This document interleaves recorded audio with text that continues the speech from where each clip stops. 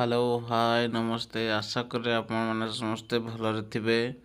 आज आम आलोचना करिबा नवम श्रेणीर तृतीय अध्याय परमाणु और अणु र प्रश्नावली। रासायनिक संयोगर दुईटी नियम लेख और बुझाओ। रासायनिक संयोगर दुईटी नियम हैला वस्तुगत संरक्षण नियम और स्थिरानुपात नियम। वस्तुत संरक्षण नियम होची रासायनिक प्रतिक्रिया रे वस्तुतर सृष्टि नहीं कि विनाश मध्य नहीं।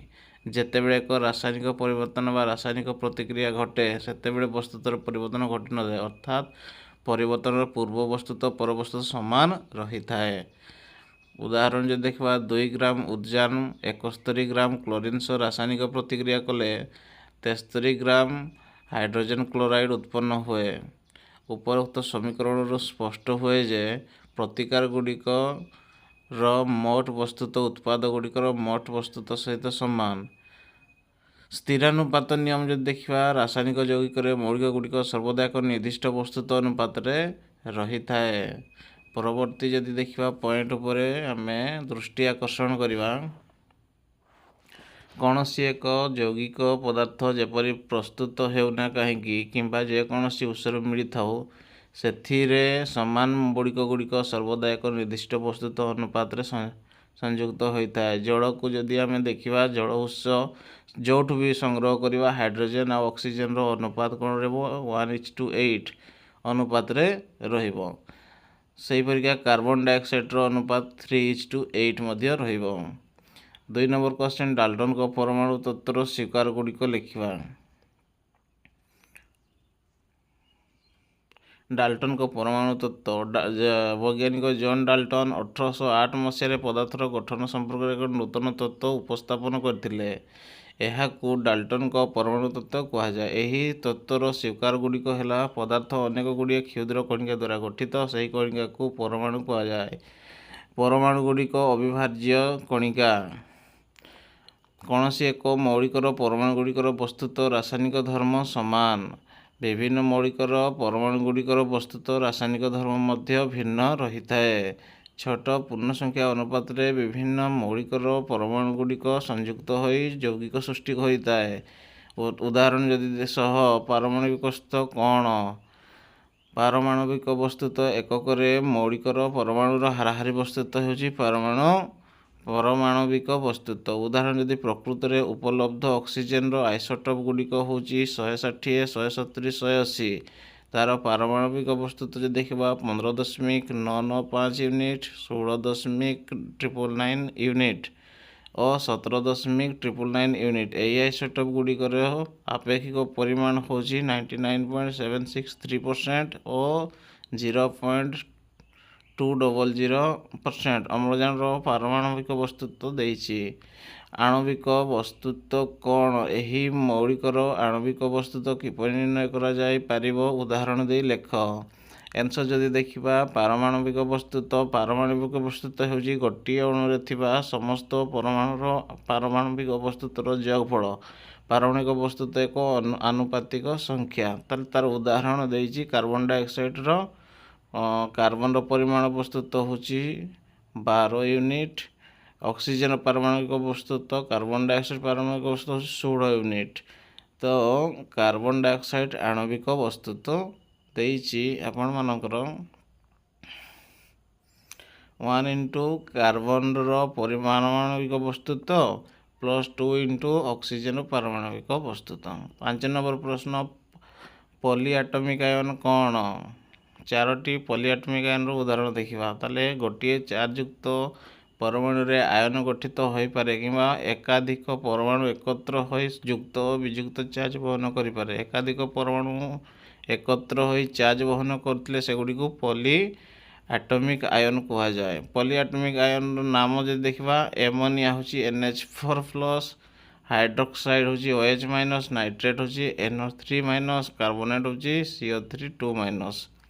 निम्नलिखित मौलिक गुड़िकर प्रतीक लिखा। ताले बेरियम प्रतीक, बेरिलियम प्रतीक, कैडमियम प्रतीक, क्रोमियम प्रतीक आउ गोल्ड प्रतीक आम देखा। बेरियम हूँ Ba तार प्रतीक कौन हम ना Ba हे बेरिलियम जदि देखा आम BE हम कैडमियम रो CD हम क्रोमियम रो CR हम गोल्ड रो AU हम ओके।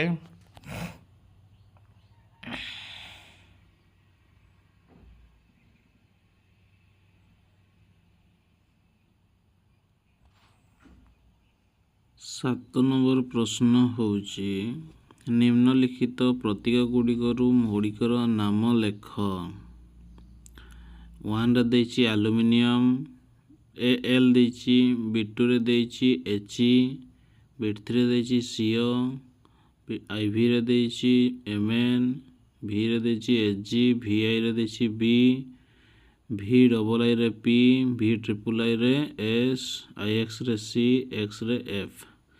ताले यार सठिक आंसर होची एल्युमिनियम रो AL रोची एल्युमिनियम, HE रो हीलियम, CO रो कोबाल्ट, MN रो मैंगानीज, HG रो पारद बा मर्क्यूरी। एठी देइछि देखिबा प्रतीक आ मौलिकर नाम। AL टा एल्युमिनियम, HE टा हीलियम, CO टा कोबाल्ट, MN टा मैंगानीज, HG टा मर्क्यूरी बा पारद, B टा होची बोरॉन, P टा फास्फोरस सल्फर, C टा कार्बन, F टा फ्लोरीन। तो आमको जो देइछि टेबुलटा ताले 1 रु 18 पर्यंत माने हाइड्रोजन रु आर्गन पर्यंत मन रखबा पई पड़ियो। परवर्ती प्रश्न 8 नंबर प्रश्न रासायनिक संकेत लेखिबार प्रणाली बुझाओ। रासायनिक संकेत लेखिबार प्रणाली रासायनिक संकेत लेखिला बेले निम्नलिखित नियमान अवलंबन करा जाए। कौनसी यौगिकर अणुर आणविक बा रासायनिक संकेत लेखिबाकू हेले प्रथमे एथिरे थिबा मौलिक गुड़िकर प्रतीक को पाखापाखि लेखा जाए। धातु और धातुरु गठित यौगिक पाई धातुर नाम किंवा प्रतीक प्रथमे लेखा जाए। उदाहरण magnesium oxide MgO, potassium bromide KBr।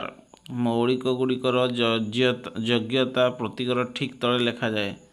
तापरे योग्यता संख्या 2 स्थान अदल बदल कर संकेत लेखा जाए। आयनर योग्यता किंबा चार्ज मध्य तापरे समतुल्य करा जाए। तार परवर्ती पॉइंट उपरे हमें दृष्टि आकर्षण करिबा। पॉली एटॉमिक आयनर सृष्ट यौगिक आयन को बंधनी मध्य रखी अनुपात सूचाउथिबा संख्याटी लेखा जाए। एही संख्या जदि 1 होइथाए बंधनीर आवश्यकता नाही ताले उदाहरण देखिबा HNO3 नाइट्रिक एसिड उदाहरण देछि। नेक्स्ट देखिबा हमें किपरि नामकरण करा होछि। उदाहरण देखिबा सोडियम क्लोराइड संकेत प्रतीक होछि सोडियम रहउछि Na, क्लोरीन रो Cl। योग्यता होछि सोडियम रो +1+, क्लोरीन रो 1-। तो क्रॉस जदि मल्टीप्लाई कर दबा ताले NaCl होछि तार संकेत। सही परिका मिथेन रो जदि देखा जाए ताले प्रतीक होछि मिथेन रो कार्बन होछि CH होछि हाइड्रोजन। तो कार्बन रो होछि योग्यता होछि 4, हाइड्रोजन रो होछि 1। तो क्रॉस जते मल्टीप्लाई कर दोचे सेते बळे होछि तार संकेत होछि CH4। C रे 1 टा रहउछि तो 1 टा को न लिखले भी चढ़िबो, ताको मेंशन न करले भी चढ़िबो ओके। ता परवर्ती प्रश्न आमे देखिबा। परवर्ती प्रश्न उपरे आमे ध्यान देवा। निम्नलिखित यौगिक मानकर संकेत लिखिबा। कार कार लिखिबा ना sodium bromide, zinc sulphate, ammonium chloride, barium carbonate, aluminium sulphate. ताले एमानकर संकेत लिखिबा केउ प्रणाली रे ना लिखिबा। प्रथमे सोडियम रो योग्यता बार करबा, तापर होची क्रोमियम रो योग्यता बार करबा, हेले जे कि हमें तार संकेत लिखि परिबा। सही परिका जिंक सल्फेट रो संकेत लिखिया पाइले जिंक रो योग्यता बार करबा दरकार, सल्फेट रो योग्यता बार करबा दरकार। सही परिका एल्युमिनियम रो भी बार करते परबो, क्लोरीन रो बार करबा पई ए बढिया फॉलो हमें करबा। ताले तार आंसर हमें जदि देखिबा डायरेक्ट मु उत्तर देखाई दोछि। सोडियम ब्रोमाइड रहउछि NaBr। ଜିଙ୍କ୍ ସଲଫେଟ୍ର ZnSO4, ଏମୋନିୟମ୍ କ୍ଲୋରାଇଡ଼୍ର NH4Cl, ବେରିୟମ୍ କାର୍ବୋନେଟ୍ର BaCO3, ଆଲୁମିନିୟମ୍ ସଲଫେଟ୍ର AlPO4। ତାହେଲେ ଏହିପରିକା ଆମେ ସଂକେତ ଗୁଡ଼ା ସବୁ ଲେଖିପାରିବା ଯୌଗିକ ମାନଙ୍କର। ଯଦି ଆମେ ଯୋଜ୍ୟତା ବାହାର କରିପାରିବା ନାହିଁ କିମ୍ବା ପରମାଣୁ କ୍ରମାଙ୍କ ମନେ ନ ରଖିବା ତାହେଲେ ସଂକେତ ଆମେ କେବେ ବି ଆମେ ଲେଖିପାରିବା ନାହିଁ ବା ସଂକେତ ଆମେ ବାହାର କରିପାରିବା ନାହିଁ। ସେଥିପାଇଁ ଯୋଜ୍ୟତା ସହିତ ପରମାଣୁ କ୍ରମାଙ୍କ ମଧ୍ୟ ଜାଣିବା ଆବଶ୍ୟକତା ଅଛି। ତାପରେ ଆମେ ଦେଖିବା ପରବର୍ତ୍ତୀ ପ୍ରଶ୍ନ। ପରବର୍ତ୍ତୀ ପ୍ରଶ୍ନର ଦେଇଛି ଆମର 5ଟି ଅଧାତୁର ନାମ ଲେଖ, ସେଗୁଡ଼ିକର ପରମାଣୁକତା ଲେଖ। ତାହେଲେ 5ଟି ଅଧାତୁର ନାମ ଲେଖିବା। ହିଲିୟମଟା ଗୋଟେ ହେଉଛି ଅଧାତୁ, ତାର ପରମାଣୁକତା ହେଉଛି 1 ମୋନୋ ଆଟମିକ ବୋଲି କହନ୍ତି। ଓଜନଟା ହେଉଛି 3 ଟ୍ରାଇ ଆଟମିକ ବୋଲି କହନ୍ତି। ହାଇଡ୍ରୋଜେନ ହେଉଛି 2 ଡାଇ ଆଟମିକ ବୋଲି କହନ୍ତି। ସଲଫର ହେଉଛି 8 ପଲି ଆଟମିକ ବୋଲି କହନ୍ତି। ଫସ୍ଫରସର ସେହିପରିକା 4, ତାକୁ ଟେଟ୍ରା ଆଟମିକ ବୋଲି କହନ୍ତି। ତାହେଲେ ଗୋଟେ ହେଲେ ମୋନୋ, 2 ହେଲେ ଡାଇ ବା ବାଇ ବୋଲି କହନ୍ତି, 3 ହେଲେ ଟ୍ରାଇ, 4 ହେଲେ ଟେଟ୍ରା, 5 ହେଲେ ପେଣ୍ଟା, 6 ହେଲେ ହେକ୍ସା। ଏହିପରିକା ଆମେ ନାମକରଣ କରିଥାନ୍ତି। ପରବର୍ତ୍ତୀ ପ୍ରଶ୍ନ ଆମେ ଦେଖିବା। ପରବର୍ତ୍ତୀ ପ୍ରଶ୍ନ 11 ନମ୍ବର ପ୍ରଶ୍ନ ଦେଖିବା। ଆଭୋଗାଡ୍ରୋ ସ୍ଥିରାଙ୍କ କ'ଣ ବୁଝାଅ? ତାହେଲେ ଆମେ ଆଭୋଗାଡ୍ରୋ ସ୍ଥିରାଙ୍କ ଉପରେ ଆମେ ଆଲୋଚନା କରିବା। ଆଭୋଗାଡ୍ରୋ ସ୍ଥିରାଙ୍କ ଏକ ମୋଲ୍ କହିଲେ 6.02 × 10⁻23 ସଂଖ୍ୟାକୁ ବୁଝାଏ। ଏହି ବିରାଟ ସଂଖ୍ୟାକୁ ଆଭୋଗାଡ୍ରୋ ସ୍ଥିରାଙ୍କ ବା ଆଭୋଗାଡ୍ରୋ ସଂଖ୍ୟା କୁହାଯାଏ। ଏହାକୁ N0 ପ୍ରତୀକ ଦ୍ୱାରା ଚିହ୍ନିତ କରାଯାଏ। ତାହେଲେ 1N0 = 6.023 × 10⁻23 ସଂଖ୍ୟକ କଣିକା। ଏହା ଅଣୁ ଓ ପରମାଣୁ ଆୟନ ବା କଣିକା ସଂଖ୍ୟାକୁ ଗଣନା କରାଯାଏ। ଉଦାହରଣ ଯଦି ଦେଖିବା 1 ମୋଲ୍ ହାଇଡ୍ରୋଜେନ ପରମାଣୁର ସଂଖ୍ୟା ଯେତିକି, 1 ମୋଲ୍ କ୍ଲୋରିନ୍ ଅଣୁର ସଂଖ୍ୟା ସେତିକି, 1 ମୋଲ୍ ଆୟନ ସେତିକି, 1 ମୋଲ୍ ଇଲେକ୍ଟ୍ରନ୍ ମଧ୍ୟ ସେତିକି। ଗ୍ରାମ ଆଣବିକ ବସ୍ତୁତ୍ୱ କହିଲେ କ'ଣ ବୁଝିବା? ଗ୍ରାମ ଆଣବିକ ବସ୍ତୁତ୍ୱ ଏକ ମୋଲ୍ ପଦାର୍ଥର ବସ୍ତୁତ୍ୱକୁ ମୋଲାର ବସ୍ତୁତ୍ୱ କୁହାଯାଏ। ପରମାଣୁର ମୋଲାର ବସ୍ତୁତ୍ୱକୁ ଗ୍ରାମ ପାରମାଣବିକ ବସ୍ତୁତ୍ୱ ଓ ଅଣୁର ମୋଲାର ବସ୍ତୁତ୍ୱକୁ ଗ୍ରାମ ଆଣବିକ ବସ୍ତୁତ୍ୱ ବୋଲି କୁହାଯାଏ। ଉଦାହରଣ ଯଦି ଦେଖିବା ହାଇଡ୍ରୋଜେନର ଆଣବିକ ବସ୍ତୁତ୍ୱ 2 ୟୁନିଟ୍।